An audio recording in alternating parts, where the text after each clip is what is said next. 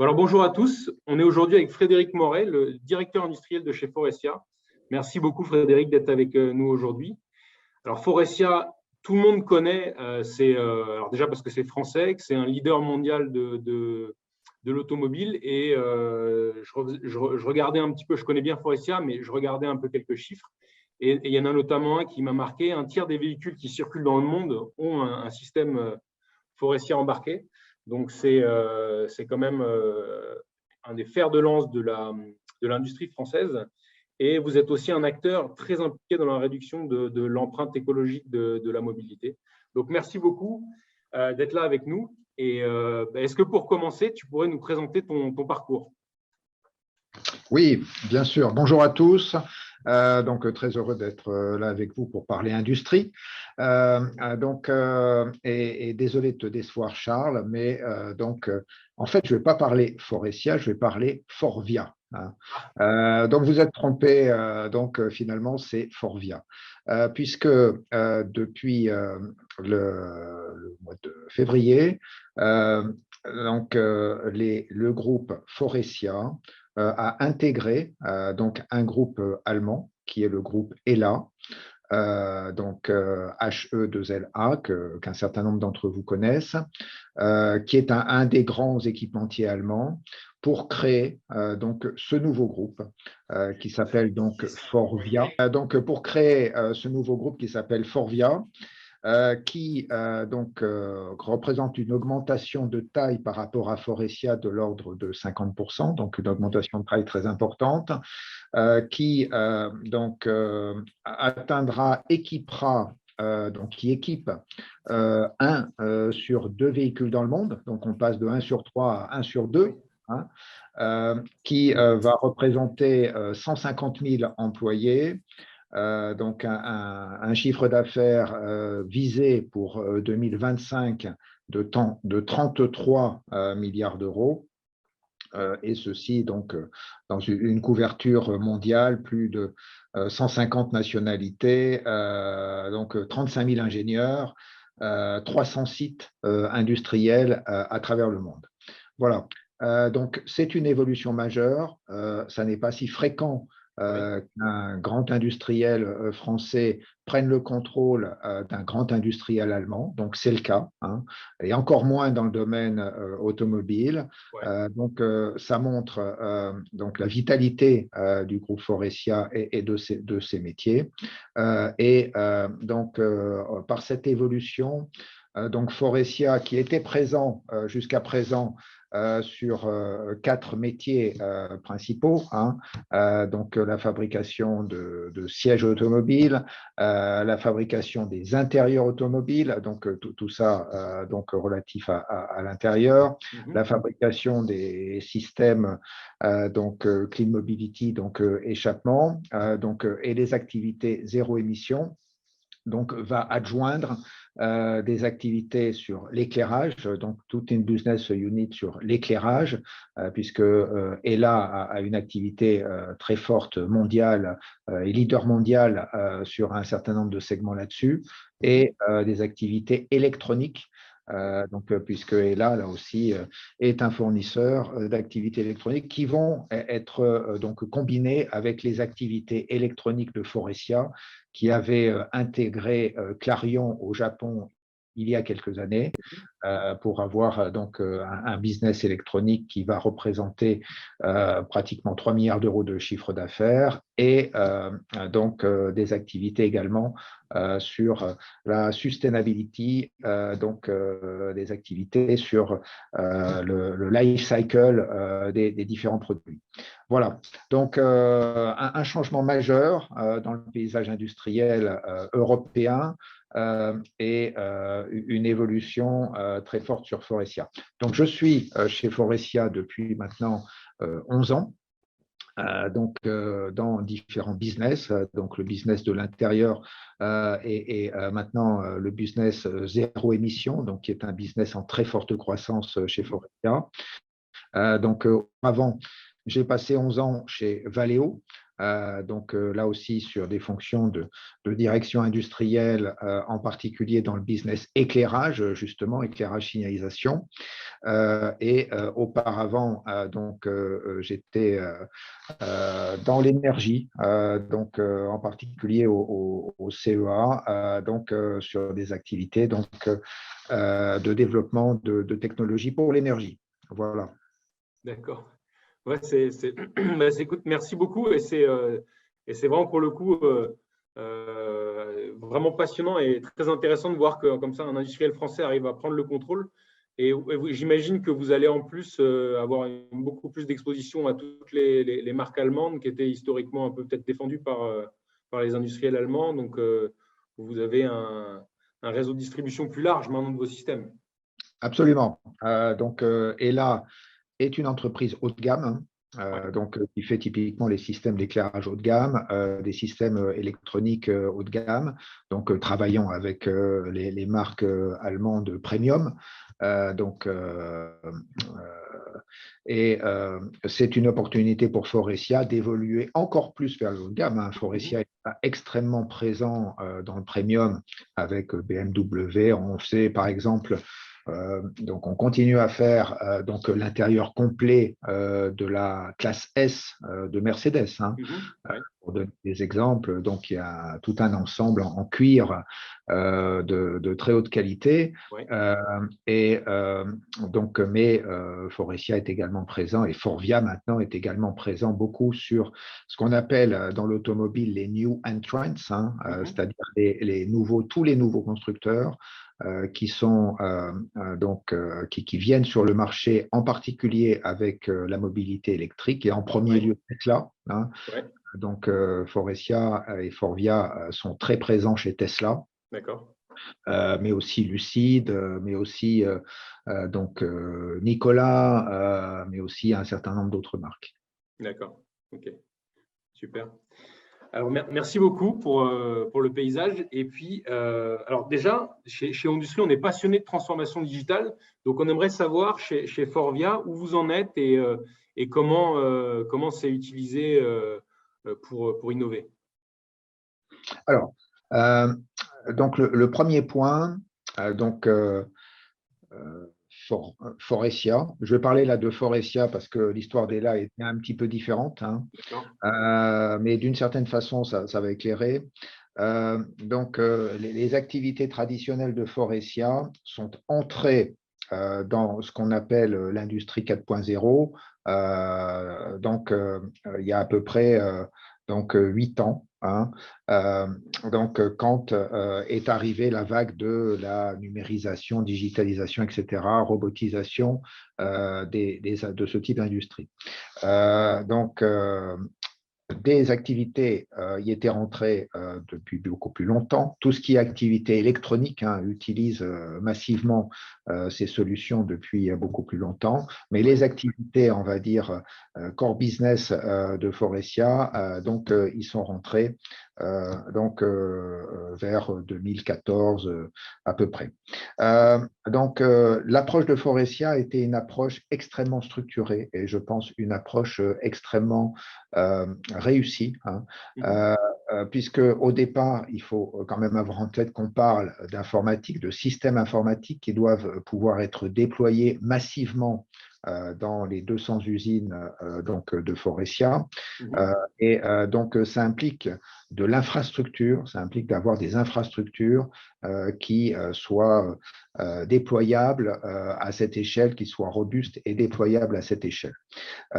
Donc, si on n'a pas une approche très structurée pour viser cette échelle, eh ben, on va très vite se heurter sur des problèmes de déployabilité ou scalability en anglais. C'est-à-dire qu'on aura un très beau succès dans une usine, mais on sera incapable de le déployer rapidement ailleurs. Voilà. Donc, cette approche donc a consisté à identifier 200 cas d'usage potentiels, use case, et à analyser leurs valeurs, à aller donc ensuite sur un nombre plus restreint de preuves de concept, de POC, d'aller ensuite pour ceux qui apparaissaient les plus profitables sur le terrain. Là, je parle des usines, de ce qu'on met en œuvre dans les usines, à des pilotes. Donc, il y a une dizaine d'usines dans l'ensemble du groupe qui ont été identifiées pour abriter des pilotes, c'est-à-dire des réalisations en vraie grandeur sur des lignes de production de ces solutions qui avaient été sélectionnées à l'issue de ce processus.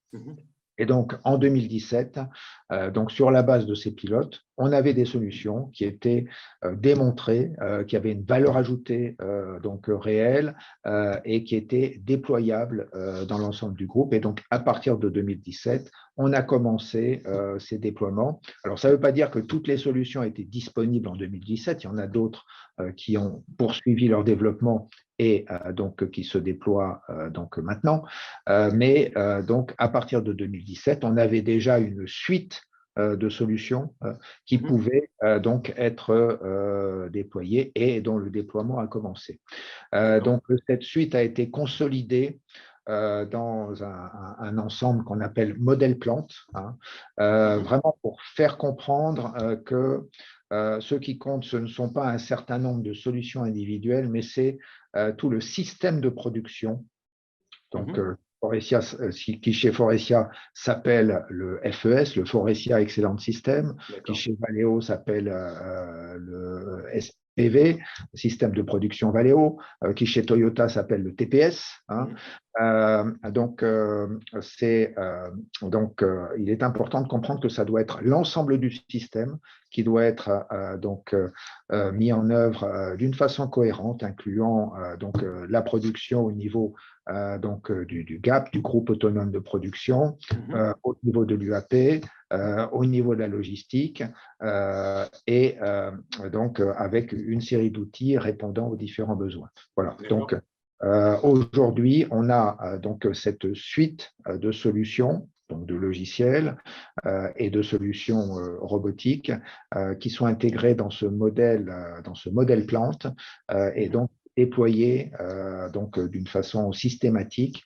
Donc aujourd'hui, la plupart des sites de Faurecia ont des implantations. Donc il y a plus de 200 sites donc maintenant Faurecia, Forvia qui ont ces solutions déployées. Et donc qu'on complète progressivement en fonction des besoins. Alors bien sûr, on ne va pas déployer la totalité dans un site de juste à temps sur lequel on n'aura pas tous les procédés. Il y a des sites au contraire où on déploie plus parce qu'il faut aller plus loin. Et donc on a une base qui est absolument commune qui au niveau informatique donc se déploie d'une façon totalement, on va dire, mécanique. Voilà. D'accord, génial. Et est-ce que tu peux partager un exemple de solution avec nous? C'est des solutions maison Faurecia, en fait, que vous avez déployées. C'est tous des développements internes? Alors, tout à fait, ce sont des solutions. Donc, effectivement, on aurait pu simplement, et on a cherché effectivement au début des solutions sur étagère pour pouvoir être utilisées. On a fait le choix d'utiliser des solutions maison parce que on considère que le plus important, c'est la logique du système de production. Tous les sites Faurecia connaissent et appliquent le FES, donc le système de production Faurecia. Donc, venir avec des solutions bâties sur des systèmes de production différents, des approches différentes, aurait impliqué de modifier cette logique. Donc, ce qu'on n'a pas souhaité faire, parce que donc déjà, il est beaucoup plus facile de déployer dans un site un système qui va informatiser ce que fait déjà le site. La logique est là, les mots sont là. Et d'autre part, on considère que notre système de production, donc FES, est très performant.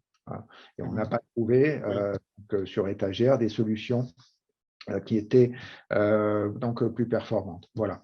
Donc effectivement, c'est une suite de solutions maison, donc adaptées à partir bien sûr de bases logicielles qui existent sur le marché, mais donc qui s'intègrent donc dans un système cohérent. Après, donc, pour donner un exemple, il y en a un Ouais, que j'apprécie particulièrement et qui est très apprécié, c'est iAct. d'accord. Voilà. C'est une solution qui s'appelle iAct. Donc, alors, c'est un acronyme, bien sûr, mais qui veut bien dire ce qu'il veut dire, c'est je suis sur le terrain, je suis devant mes machines, donc je suis un responsable donc de groupe autonome de production, je suis un superviseur donc d'unité autonome de production et Mhm. donc j'ai ma vie quotidienne, donc à chaque instant il se passe quelque chose. Et à chaque instant, j'ai besoin de savoir exactement ce qui se passe dans mon atelier, Mhm.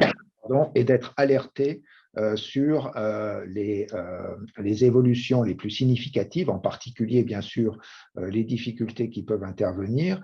Et enfin, j'ai besoin d'être guidé dans la résolution de ces difficultés. Donc, sachant que dans une unité de production, donc les différentes machines, les dizaines ou les centaines de machines qui existent, génèrent en permanence des gigabits, des gigaoctets d'informations, hein, Ouais, et que le responsable de l'UAP ne peut pas donc suivre tout ce qui se passe. Il a ouais, besoin d'avoir une aide extrêmement focalisée, hein, et des réponses, des propositions de solutions basées sur des faits et des données récoltées sur le terrain, là aussi donc très spécifiques, hein. d'accord. Euh, et c'est tout l'objet de iAct, donc, qui est un outil qui donc s'utilise sur un iPad donc, dans l'atelier, de montrer l'état général, de pointer les situations qui s'écartent des objectifs et de fournir en temps réel des guides à la résolution D'accord, de ces écarts. d'accord. Et ça, c'est une solution. Comment vous avez fait pour développer une solution comme ça? Parce que le métier enfin, pour développer une solution logicielle, en général, les compétences, les industriels, ils n'ont pas forcément, que ça soit en code ou même les gens dont le métier, c'est de designer des outils, de créer des outils digitaux. Ce n'est pas forcément le même profil d'ingénieur qui développe des systèmes dans les véhicules. Comment vous avez fait pour changer faire évoluer, vous avez été chercher des compétences à l'externe, vous avez développé en interne pour arriver à faire une solution réussie? Alors, donc, Forestia a créé il y a quelques années ce qu'on appelle la DSF, Digital Service Factory, hein, D'accord. donc, qui est une équipe centrale du groupe qui donc, intègre un certain nombre de compétences, y compris de développement ou d'utilisation de briques de développement. D'accord. Donc, ça faisait suite à la création dans un certain nombre de business d'entités similaires, hein. Donc, chez Intérieur, par exemple, avait été créé donc auparavant donc un DRL, donc Digital and Robotic Lab, donc Mhm. la création d'équipes dédiées, hein, avec des compétences de codeurs, des compétences d'intelligence artificielle, D'accord. de data science et de robotique, hein. D'accord. Donc, et avec effectivement ensuite la création de cette équipe centrale. Donc, après, bien sûr, il y a du travail avec un certain nombre de partenaires, hein, Mhm. donc sur ces sujets, donc Accenture, etc. Palantir, plus Ouais. récemment, donc D'accord. Faurecia a signé un accord, a été la première grande société industrielle à signer un accord avec Palantir, hein, D'accord. donc à utiliser les technologies Palantir. Mais je dirais, tout ça, donc, c'est effectivement indispensable d'avoir ce type de compétences en interne de telle sorte à pouvoir définir et piloter et réaliser une partie de ces développements. Ouais. Mais au départ, donc, pourquoi on fait ça en interne? Pourquoi on a ces compétences en interne? C'est pour pouvoir se focaliser sur le besoin de terrain, D'accord. c'est-à-dire pour pouvoir mettre au centre des développements les utilisateurs, hein. Ouais. Donc, la première chose quand on a lancé le développement d'Ayact, ça a été de mettre dans une salle de brainstorming, de workshop, des utilisateurs, donc des responsables du AP, superviseurs, et de leur faire parler, de les faire parler de leur quotidien. D'accord. Voilà. De les faire parler de leur quotidien, de les faire exprimer quelles étaient les difficultés qu'ils rencontraient au quotidien. Donc, la première chose qu'ils ont dit, ils étaient totalement unanimes, c'est on est assailli d'informations. Voilà. On n'a pas besoin de plus d'informations. On est assailli d'informations. Mais par contre, là où on court, c'est pour comprendre qu'est-ce qui est un problème et qu'est-ce qui n'est pas un problème. D'accord. Donc, on perd beaucoup de temps à ça. Qu'est-ce qui est un vrai problème? Qu'est-ce qui n'est pas un problème? Ensuite, on perd beaucoup de temps à collecter des informations, des données pour comprendre le pourquoi du problème une fois qu'on a identifié qu'il y en avait un. Voilà. Donc, on va dire le cahier des charges d'Ayact, c'était ça, c'était répondre à ces besoins de personnes de terrain, en montrant un état général, mais en montrant immédiatement sur cet état général où se situent les problèmes. Et ensuite, fournissant les faits, données, analyses, data science, relatifs à ce problème, de telle sorte à ce que en très très peu de temps, en quelques clics, le responsable puisse voir il y a un problème qui apparaît ici et les principales données sont celles-ci, et donc je vais directement voir la personne qui peut me résoudre mon problème. Soit le responsable du GAP, par exemple, qui va faire apparaître qu'en fait, il a un problème avec un opérateur qui a une difficulté. Donc, on traite immédiatement à ce moment-là la difficulté de l'opérateur, soit le responsable de la maintenance, parce que le problème vient de la machine. Il y a un des paramètres de température dans la machine qui a commencé à dévier, et donc ça commence à générer un problème qualité. Voilà. Et donc je fais immédiatement intervenir la personne qui va bien, de telle sorte à ce que la correction se fasse très vite sur le terrain, que le problème soit résolu, donc on n'en parle plus, et la quantité de perte de production ou de perte de pièces, le problème soit réduit au minimum. Donc, on a vu, et grâce à l'application de ce genre d'outil, de cet outil, on a vu des améliorations extrêmement rapides de la performance en quelques semaines, au fur et à mesure que les utilisateurs apprenaient à utiliser cet outil. Donc, on a vu des performances atteindre, dépasser même ce qu'on pensait comme étant les meilleures possibles dans ce genre d'outil. Voilà. Excellent. Mais c'est génial comme vous avez su, parce qu'en fait, cette compétence de savoir partir de l'expérience terrain de l'utilisateur et de créer une solution digitale ergonomique qui répond aux besoins, traditionnellement, c'est vraiment pas une compétence qu'ont les industriels. Et c'est formidable que vous ayez su créer une équipe et mettre en place cette culture pour vous faire des outils maison de première classe. Je pense que c'est vraiment un avantage par rapport à un grand nombre d'industriels. Alors là, on a parlé d'une excellente solution qui a manifestement eu beaucoup d'impact. Et par contre, il y a beaucoup de projets en cours. Tu nous as parlé de beaucoup d'initiatives et de beaucoup de POC. Est-ce que vous avez parfois aussi des échecs dans tous vos projets d'innovation? Et est-ce qu'il y en aurait un que tu pourrais partager avec nous pour qu'on comprenne par quoi vous êtes passé?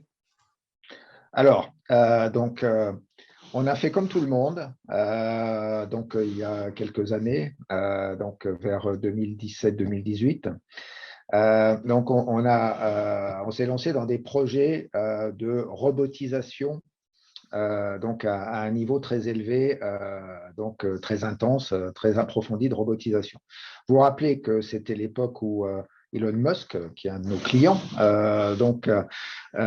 lancé dans son usine de Fremont en Californie, donc une ligne totalement automatisée de fabrication pour la Model 3. Et donc, pris dans cet élan, on va dire, on a fait pareil. On avait d'ailleurs des réunions avec lui. Sa vision était de complètement reconcevoir les différents composants des véhicules de telle sorte à ce qu'ils puissent être facilement assemblés par robot, ce qui est une très bonne vision. C'est ce qu'on appelle le design for automation, hein, donc où les différentes pièces sont faciles à manipuler avec des robots, ça s'assemble, se clip, etc., automatiquement avec des robots.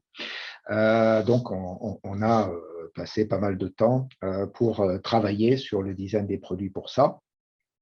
Et lui, pendant ce temps-là, a passé pas mal de temps à installer, à lancer un certain nombre de, je ne sais plus, je crois qu'il y avait 400 robots, quelque chose comme ça, qui étaient prévus. Dans notre cas, on avait donc un projet qui était assez similaire aux États-Unis avec l'installation de lignes très robotisées avec beaucoup d'AGV, basées sur beaucoup d'AGV, tous les flux gérés avec des AGV. Et donc tous les procédés gérés avec des robots d'une façon assez similaire. Donc, on a rencontré un échec assez similaire à celui d'Elon Musk, hein, à la même période.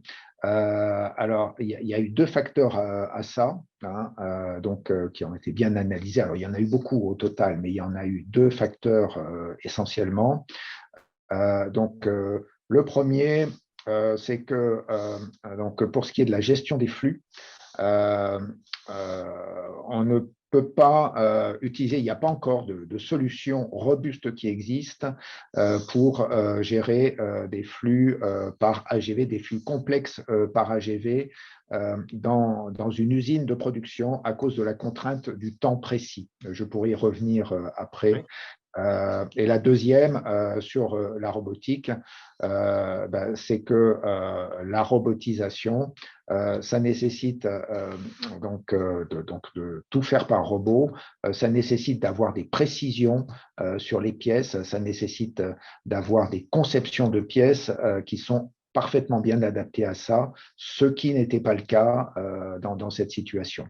Voilà. Donc, on est obligé de revenir un petit peu en arrière, de passer du temps à reconcevoir les différentes pièces, les différents flux. Maintenant, ça fonctionne, hein, mais ça n'a pas fonctionné au moment qui était prévu. Voilà. D'accord. Ouais. Et c'est une leçon qu'on a apprise. Et aujourd'hui, on a des projets de robotisation très importants aussi qui intègrent cette leçon. Il faut que la technologie de robotisation soit fiable avant d'être implémentée, sinon l'homme fait mieux. Alors oui, ça s'est fini effectivement par des opérateurs qui remplaçaient les robots, exactement comme dans l'usine Tesla de Fremont où ils avaient installé sur le parking une ligne de production sous une tente avec des opérateurs qui faisaient ce que les robots auraient dû faire. Oui, bien sûr, c'est comme ça que ça se finit. Ouais. Alors, je vais faire un tout petit retour en arrière pour une question d'Alexandre. On parlait un peu plus tôt de l'outil IACT et notamment de la partie intelligence artificielle. Alors, Alexandre, tu me reprends si j'ai mal compris la question, mais il me semble que la question, c'est est-ce que quand vous avez travaillé pour développer l'intelligence artificielle, vous êtes parti des données et vous avez laissé faire l'algorithme pour essayer de faire des propositions intelligentes, ou est-ce que vous êtes parti des superviseurs pour qu'ils vous disent les données qui sont importantes pour moi, les voici, et qu'ensuite vous avez alimenté les systèmes d'intelligence artificielle que vous aviez avec des choses présélectionnées par les superviseurs, par les personnes qui ont participé à vos projets? Alors, effectivement, c'est une très bonne question. L'approche, ça a été de prendre le maximum de données possibles. Donc, on connecte la machine, on connecte le poste de travail et donc ça fait toute une masse de données qui sont stockées dans un data lake et donc après, la data science analyse ces données pour chercher des corrélations. Donc,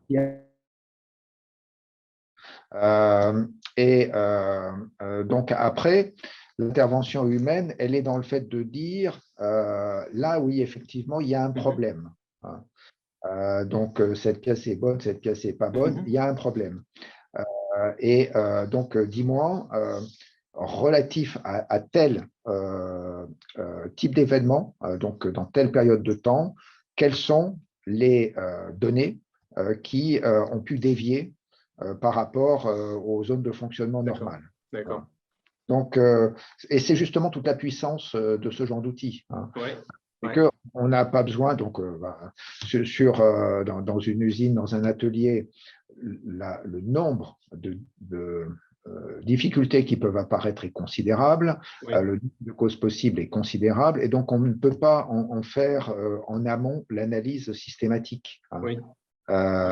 Donc, ou sinon, en fait, le périmètre de cette analyse est très restreint, donc ne porter que sur quelques difficultés, et donc, en fait, ça ne sera pas vraiment utilisé, parce que si on a un outil qui ne sert qu'une fois sur 10, on finit par le mettre de côté, et puis on l'oublie. Voilà. Alors que là, il fallait que ça réponde à toutes les situations possibles.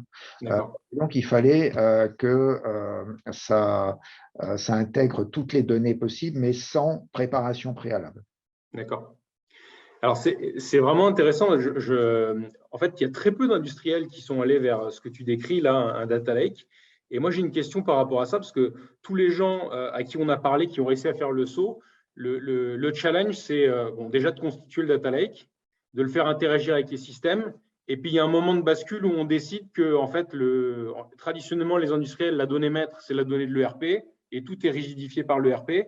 Et puis, on met les données dans le data lake, et à partir d'un moment, on dit la donnée maître, c'est celle du data lake, et c'est l'ERP qui vient puiser dedans, et les autres applications qui viennent puiser dedans. Est-ce que vous avez fait cette transition, que maintenant la donnée maître, c'est celle du data lake, et comment vous avez réussi à transitionner vers ça? Alors, la donnée maître de l'ERP reste la donnée de l'ERP. Le data lake collecte les données de l'ERP, plus de nombreuses autres informations qui ne sont pas dans l'ERP, en particulier donc, les données qui sont dans les machines, les paramètres machines, etc. Et donc permet de faire des analyses, donc, de remonter dans le temps, de faire des analyses sur des masses de données, des masses de toutes les données en fait qu'on arrive à collecter. Voilà. Et donc, ce sont deux systèmes donc, qui vivent leur vie d'une façon parallèle. Donc, évidemment, l'ERP suit tous les flux dans l'usine, mais donc, il faut rajouter beaucoup de données. En fait, la plupart des données qui sont dans le data lake sont des données qui ne viennent pas de l'ERP. Des données de process de vos différentes machines. Exactement. Voilà. Des données de qualité, le type de défaut, donc des photos des défauts, par exemple. Donc, il y a beaucoup d'autres informations. D'accord. OK. Ben c'est vraiment excellent et très intéressant de voir la maturité et tout ce que vous avez mis en place. Et alors, moi, j'ai une question autour de ça, sur la conduite du changement, est-ce que toutes ces nouvelles solutions, même si vous avez démarré il y a 10 ans, c'est en général un changement assez important pour tous les différents métiers industriels. Et donc, comment vous avez réussi ce changement? Comment vous avez fait en sorte que ça soit approprié, que ces outils soient, on va dire, que l'employé les soit appropriés et que ça fonctionne? Alors, donc d'abord, Forestia a une longue tradition d'utilisation de RP, donc SAP, Forestia, et l'industriel qui a le plus déployé SAP. Tous les sites Forestia sont sous SAP avec exactement la même version, donc à travers le monde. Donc, je dirais que c'est un petit peu dans les gènes de Forestia d'utiliser des outils donc à la base.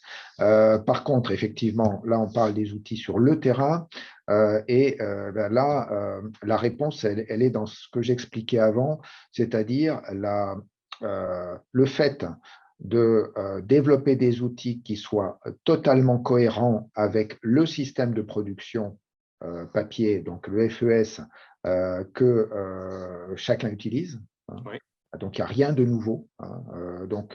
Ce qu'on appelle les tableaux de marche qui sont sur les lignes de production sont exactement ce qui serait écrit à la main par l'opérateur sur son tableau de suivi de production. Hein. Simplement là, il se met à jour automatiquement puisque donc tout est enregistré automatiquement. En plus, il y a des informations supplémentaires qui sont permises par l'informatisation. Ça s'intègre vraiment totalement. L'intégration, donc la numérisation d'un poste, ça se fait vraiment en remplaçant ce qui existait en papier par un ou plusieurs écrans qui comportent exactement les mêmes informations, avec les mêmes termes dans la langue locale, etc. etc. Hein. Tout est fait pour que, au niveau local, il n'y ait aucun besoin, il n'y a aucun effort à faire pour utiliser le nouveau système. Donc voilà, donc c'est ça le point principal. Et puis ensuite, c'est le plus. Hein. Donc ce que ça apporte en plus, que j'expliquais pour Ayact, le responsable de production qui sait qu'en consultant son iPad, il va pouvoir identifier son problème et identifier la cause probable en quelques secondes. Hein. Au lieu de passer 1 heure à courir dans son atelier derrière chaque machine pour comprendre ce qui se passe et donc courir après les gens, etc., l'intérêt est immédiat.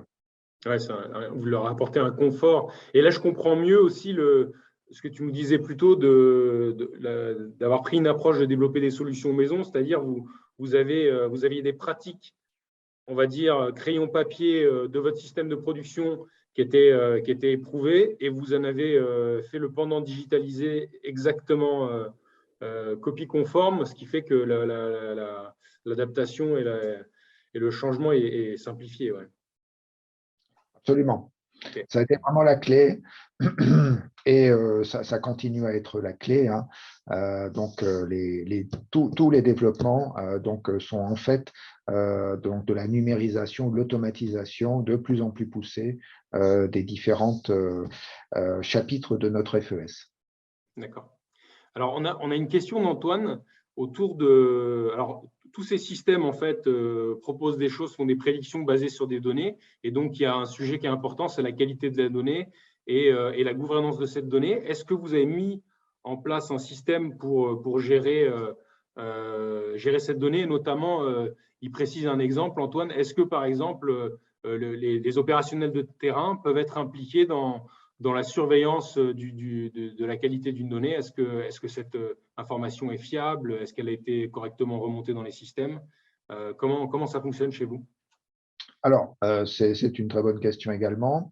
Donc, on a en centrale un responsable de la gouvernance des données, hein, de telle sorte déjà à ce que les données enregistrées soient cohérentes. Hein. Ce qui paraît simple, hein, mais c'est loin d'être… Ça nécessite d'avoir une standardisation des différentes données qui sont intégrées. Donc, pour ne pas se retrouver avec tout et n'importe quoi, un exemple extrêmement simple, c'est la caractérisation des différents écarts et des différents défauts. Hein. Que dans toutes les usines, on utilise les mêmes termes. Voilà, c'est aussi simple que ça, que donc un ralentissement de production, donc une certaine catégorie de ralentissement de production, par exemple, soit référencé avec exactement les mêmes termes et avoir un lexique, hein, un lexicon qui soit tout à fait commun. Hein, donc worldwide, global, sur l'ensemble de ces sujets. Donc, c'est vraiment la première base. Donc, bien gouverner, standardiser donc les différentes données pour savoir ce qu'elles veulent dire et pouvoir les exploiter. Ensuite, donc oui, la qualité des données, mais donc là-dessus, la réponse est toute simple. Une donnée que personne n'utilise, personne ne va vérifier si elle est bonne ou mauvaise. Voilà. Donc, le meilleur moyen de faire que les données collectées soient bonnes, c'est de faire que les données collectées soient visibles et utilisées. Ouais.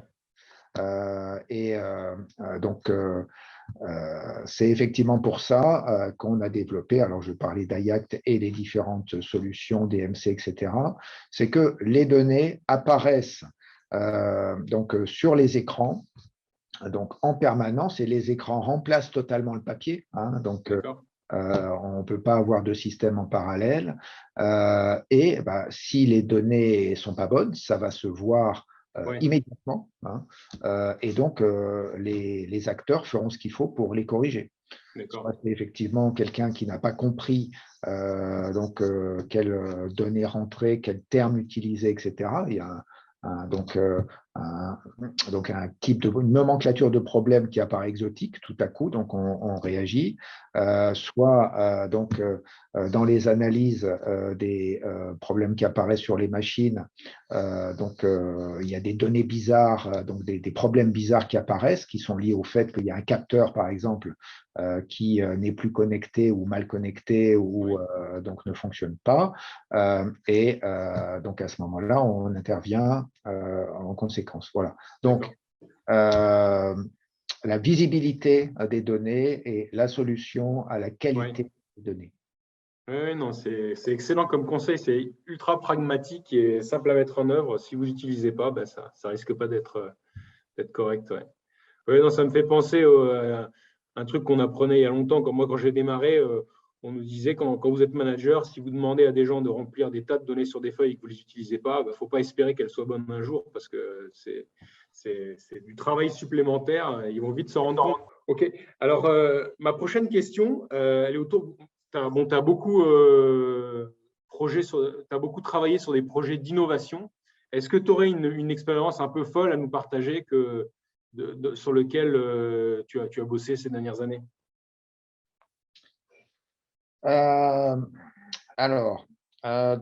L'expérience la plus folle, mais j'en parlais un petit peu. Vous vous rappelez que dans les il y a 7-8 ans, quand Amazon est arrivé, Amazon a commencé à montrer des images de systèmes logistiques, donc d'entrepôts logistiques complètement automatisés avec des AGV. Donc, effectivement, ça remplace totalement les opérateurs, sauf pour la constitution de chacun des lots à livrer. Mais tous les mouvements des opérateurs dans les allées, etc., sont supprimés.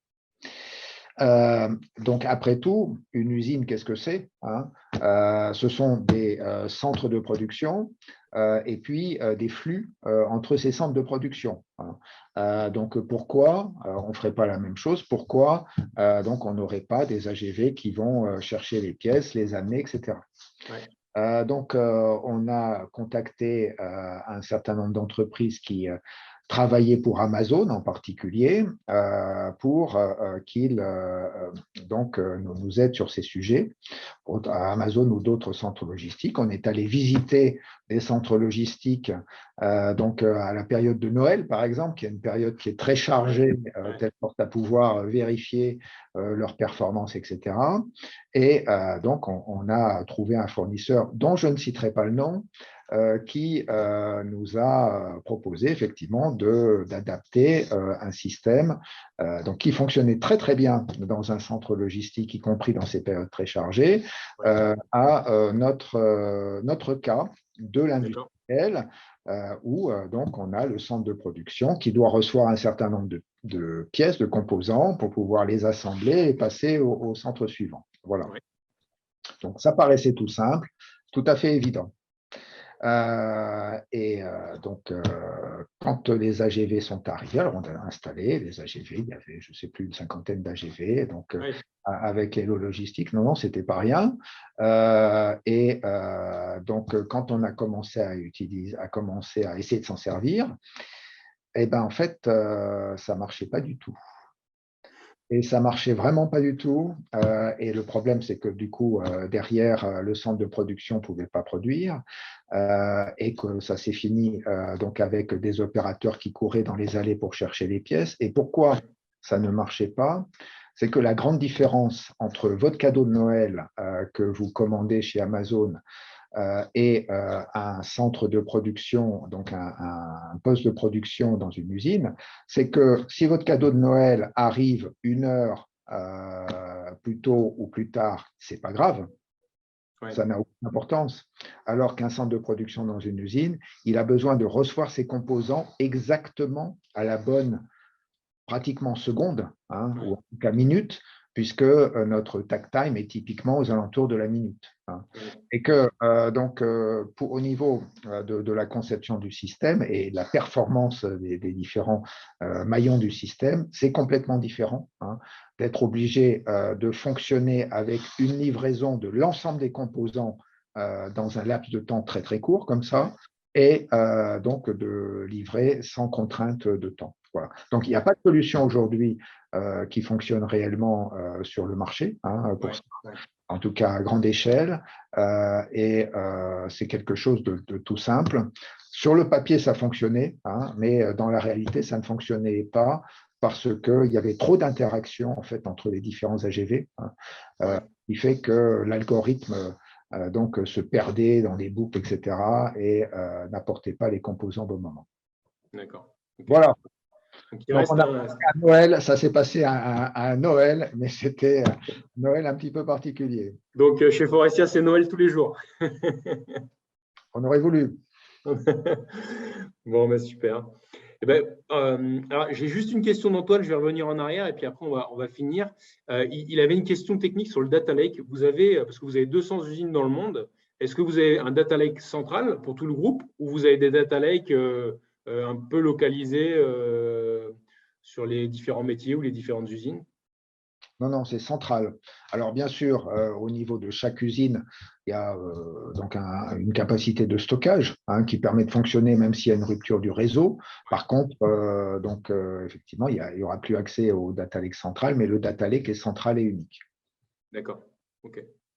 Super. Et alors, ma dernière question pour finir, c'est alors, vous êtes très impliqué dans la réduction de l'empreinte écologique de toute l'industrie de la mobilité. On n'en a pas beaucoup parlé, mais vous êtes beaucoup aussi impliqué dans l'hydrogène. Et je voulais avoir ta vision de ce que sera l'industrie de la mobilité dans 10 ans.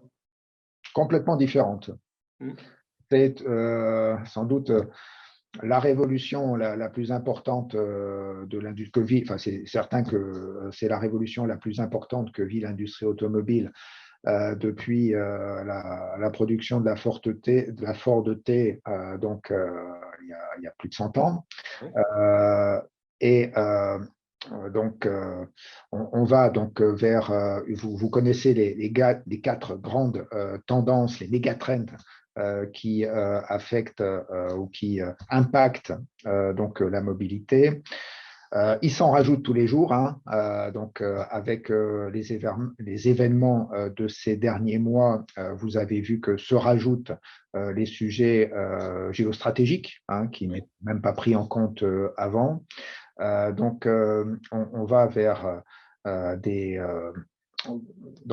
solutions qui aujourd'hui, pour lesquelles même aujourd'hui, personne n'a vraiment de réponse. Dans tous les cas, donc à l'avenir, il y aura moins de voitures, moins de véhicules, ou en tout cas moins de voitures, mais des véhicules donc beaucoup plus flexibles, beaucoup plus connectés, évidemment donc émettant beaucoup moins de carbone, beaucoup plus recyclables et donc à beaucoup plus forte valeur ajoutée. Donc, ça n'a rien à voir avec ce qu'on a connu au cours de toutes ces décennies, donc d'une production de véhicules extrêmement abondante, donc recycler simplement en refondant le véhicule, hein, donc avec une durée de vie relativement limitée, et recycler donc en refondant le véhicule pour en faire des complètement nouveaux. Donc, ça, c'est vraiment du passé, hein.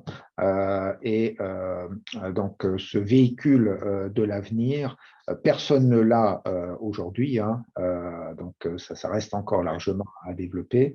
Mais donc, on n'aura pas du tout les mêmes volumes, on n'aura pas du tout les mêmes valeurs ajoutées, et on n'aura pas du tout également la même perception par le public du véhicule. D'accord. Okay. Mais par contre, il restera toujours la passion, hein, de l'automobile. Donc, et ça, c'est un des fondements de Faurecia. Donc, c'est vraiment innover passionnément, hein, pour le véhicule du futur, de telle sorte à répondre à tous ses besoins. Donc, ça fait vraiment partie. Et maintenant, cette intégration d'ELA pour Forvia va encore agrandir ce scope, donc ce périmètre, pour plus de métiers, pour davantage de métiers, pour combiner davantage de fonctions. Voilà, mais au départ de tout ça, il y a vraiment la passion de l'automobile, la passion de la mobilité. D'accord. Bon, bah, écoute, c'est vraiment, en tout cas, c'est un avenir plutôt prometteur, et c'est vraiment super qu'on ait un acteur industriel français qui soit impliqué là-dedans et qui soit en position de force pour participer à ces innovations. Et donc, je voulais te remercier d'avoir accepté de venir aussi aujourd'hui partager tes expériences avec nous et nous présenter sous tous ces projets. Et un grand merci et une très bonne après-midi à toi. Merci à vous tous. Merci. Au revoir. Au revoir.